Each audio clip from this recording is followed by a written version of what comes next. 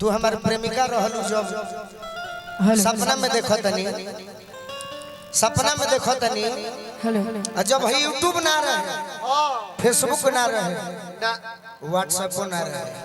वो घड़ी अनुपमा जब हमारा से मिलती तो कैसे कहती कैसे हम वो घड़ी के बात सुना जब जौना बात से रोजा सबके आनंद आई वो घड़ी अनुपमा हमारा से कहो आप बता दीजिए उसके बाद हम बताएंगे कि हम क्या सोच रहे थे। तू कहाँ कहलू है कोई अगर आनंद आई तो कहब हम घड़ी के बात सुनावत नहीं जना घड़ी सब होइए ना रहे वो घड़ी सीधी रहे वो घड़ी कैसे प्रेमिका कहे कैसे कि मेरी अरे तड़पे जवानी तड़पे वादा न तोड़ वादा न तोड़ वादा न तोड़ वादा मेरी तड़पे जवानी तड़पे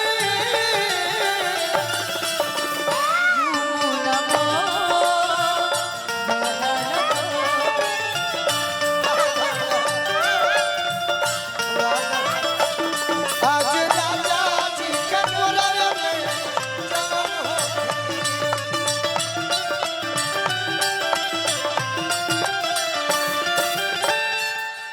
लड़के कहते हैं अनुपमा वो घड़ी के बात कहे हंसत रे तारा के कहते खत्म करे के कहता खत्म बड़े तू कहलू है नहीं नहीं हम सुन नहीं सकते यार मैं तुम पर मुता हूँ तो क्यों मैं सुनूंगा फिर लेकिन आप इसी गाने में मेरी लाइन सुनिए कहता कि मैं कहीं भी रहूं है आके कहो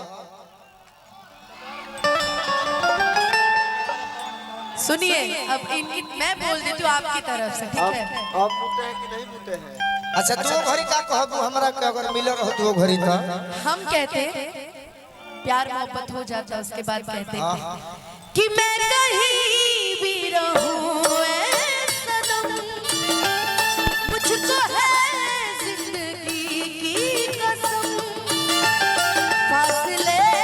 आते जाते रहे प्यार ले अरे तोर बहिन ही है ना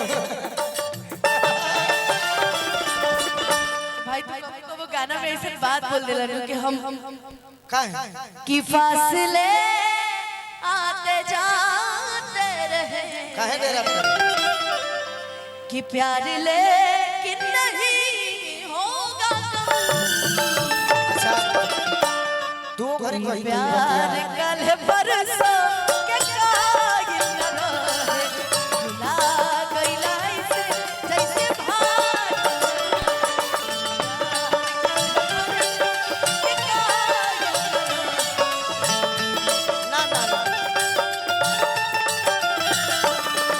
जब